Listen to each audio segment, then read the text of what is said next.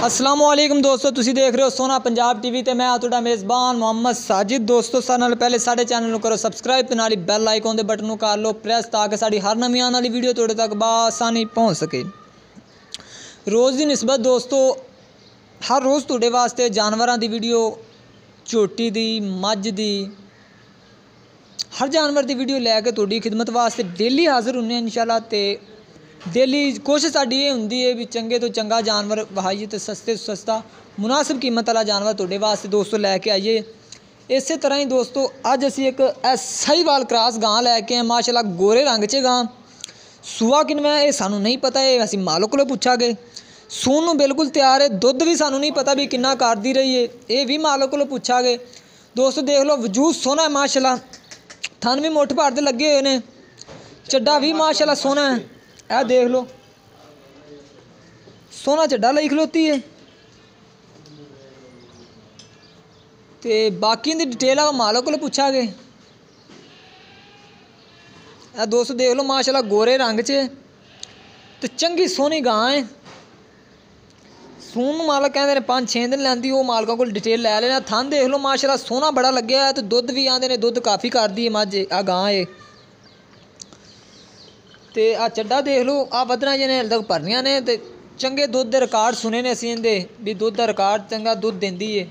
अगे अल्लाह जानदा देंदी है कि नहीं देंदी, लेकिन सानू जिवें मालकां ने कहा उन्होंने कहा बड़ी चंगी गां है, बड़ी नस्ली गां है, तो दुध आंदे ने भी काफ़ी देंदी है। वो दुध आप पुछ ला कि किन्ना कुछ देंदी है। आ चड्डा तुहाडे सामने दोस्तों पूरा गां दा वजूद भी असीं तुहानूं दिखा दित्ता है।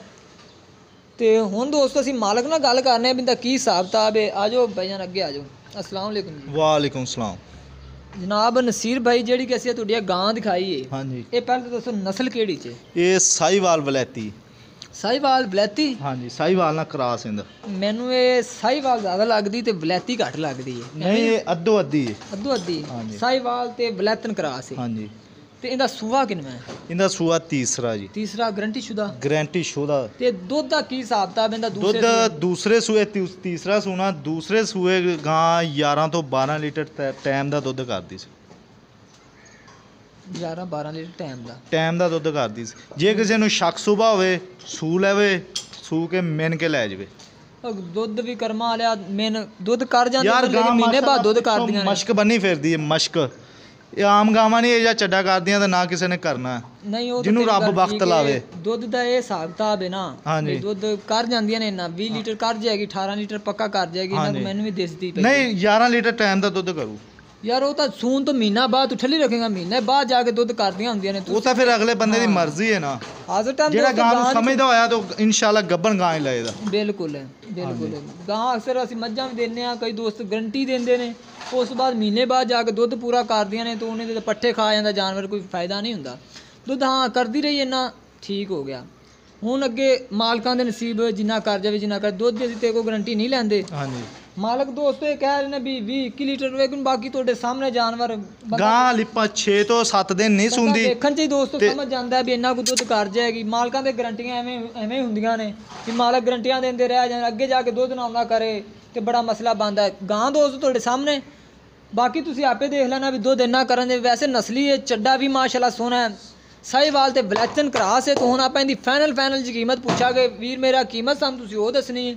ਕੀਮਤ ਆਪਾਂ ਉਹ ਕਰਨੀ ਹੈ ਕਿ ਜਿੰਨੇ ਦੇਣੀ 1,75,000 ਦੀ ਗਾਂ ਦਾ। 1,75,000 ਦੇ ਰੁਪਈਆ ਵੀ ਨਹੀਂ ਛੱਡਣਾ? ਨਹੀਂ ਜੀ, ਪਿਆਰ ਮੁਹੱਬਤ ਨਹੀਂ, ਸਿਰਫ 1,75,000 ਦੀ ਗਾਂ ਦਾ ਦੇ।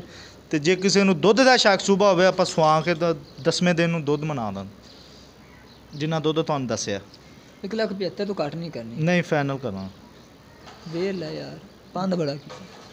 ਨਹੀਂ ਯਾਰ ਇਹ ਆ 2-4 ਹਜ਼ਾਰ ਦਾ ਵਾਧਾ ਘੱਟ ਹੋ ਸਕਦਾ, ਨਹੀਂ ਤਾਂ ਨਹੀਂ ਜ਼ਿਆਦਾ ਨਹੀਂ ਦੋਸਤੋ। ਇੱਕ ਵਾਰੀ ਹੋਰ ਤਸੱਲੀ ਨਾਲ ਦਿਖਾਓ। ਇਹ ਗਾਂ ਦੇਖ ਲਓ 1,75,000 ਰੁਪਏ ਦੀ ਕੀਮਤ ਕਰ ਰਹੇ ਨੇ। ਸੀਲ ਸਾਹਿਬ ਬੜੀ ਹੈ। ਅਗਰ ਚਾਹ ਵਾਲੀ ਗਾਂ ਕਿਸੇ ਮੇਰੇ ਦੋਸਤ ਭਾਈ ਨੂੰ ਪਸੰਦ ਆਂਦੀ ਹੈ, ਚੱਡਾ ਦਿਖਾਤਾ ਯਾਰ ਤਸੱਲੀ ਨਾਲ। ਰਸੂਲ ਕਰ ਮਾਰੀ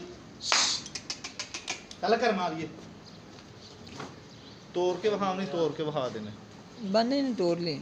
ਇਹ ਵਾਲੀ ਗਾਂ ਦੋਸਤੋ ਕਿਸੇ ਮੇਰੇ ਦੋਸਤ ਭਾਈ ਨੂੰ ਅਗਰ ਚਾਹ ਪਸੰਦ ਆ ਜਾਂਦੀ ਹੈ ਤਾਂ ਸਾਡੇ ਨਾਲ ਜ਼ਰੂਰ ਰਾਬਤਾ ਕਰੇ। ਸਾਡਾ ਰਾਬਤਾ ਨੰਬਰ ਹੈਗਾ 0304 96 13 234 ਸਾਡਾ ਰਾਬਤਾ ਨੰਬਰ ਹੈ।